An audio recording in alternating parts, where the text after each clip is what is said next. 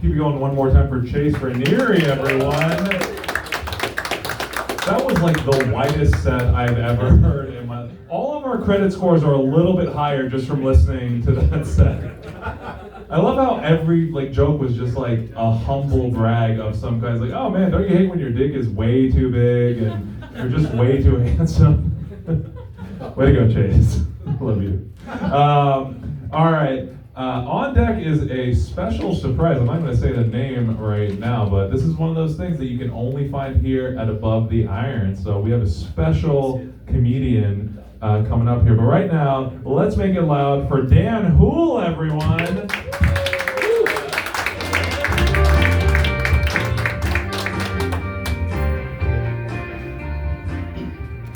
Hi, my name is Dan Hool. And hello. And I just became a mustache guy, you know? Any other mustaches out there? I saw a fine one right there. And a lot of people don't know what to make of it. In fact, somebody told me I had the face of a cop and a body of a child. And I don't think this shirt right now is really helping me that much. And I don't get a lot of compliments, so I'll take anyone I can get. So that's a win in my book. And I struggle with a lot of things. Taking compliments and addiction is another thing. I do love the instant gratification that comes with both of them. And you name it, I've been addicted to it. Drugs, exercise, shopping, sex with myself. And now laughter. Keep them coming. And I spent most of my early to mid 30s as a tweaker. You know what, as a meth head. I was the rarest kind of tweaker. I was a little bougie. I was what they call a Temecula tweaker. And for me, meth wasn't enough, you know? I had to pile a few more things on. So I added a heavy dose of shopping and porn just to crank it up. And in my humble opinion, I was very fashionable, well-dressed tweaker. I wore closed-toe shoes. Tweaker feet are gross, I can tell you that for a fact. I wore shirts with sleeves, and I even wore shorts with sleeves.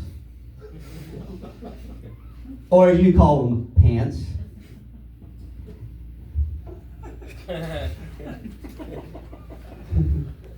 I mean, my life was a hot mess, but I always dressed to impress, you know. And you know, it is very important to me to look good for my fake job as an unpaid porn critic. I mean, I would really put in the work. You know what? I would put in a 10-hour shift. You know what? You know what? The overtime was worth it, you know? Because if you do what you love, you never work a day in your life, right? And one of my favorite employees went by the name of Angela White. Some of you might know her work.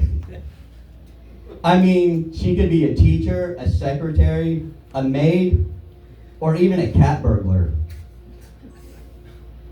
Her last name was White, but she had so many jobs, you'd think she was Jamaican.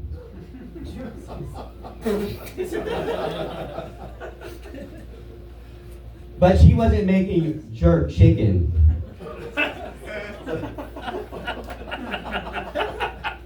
She was definitely jerking something else.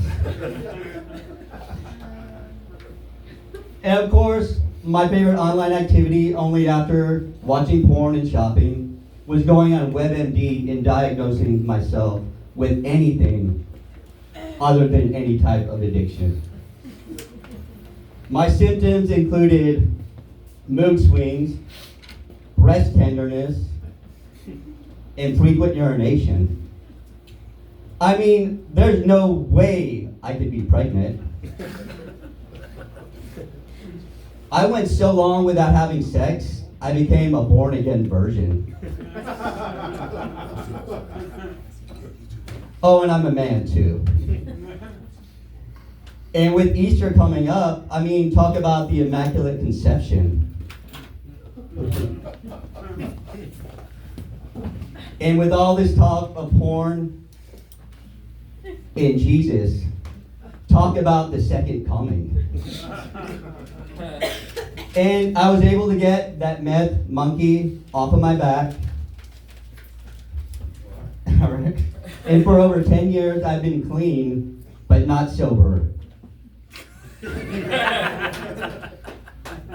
And now, when I want that high, I just do stand-up. Comedy's a hell of a drug. Oh, yeah. Thanks, Evan Dengle.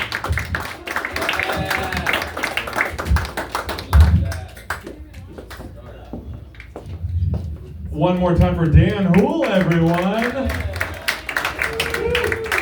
Dan is putting 3 young women through college, OnlyFans models through college right now. So just saying. All right, this is one of those things again where this only happens here at Above the Iron Comedy Club.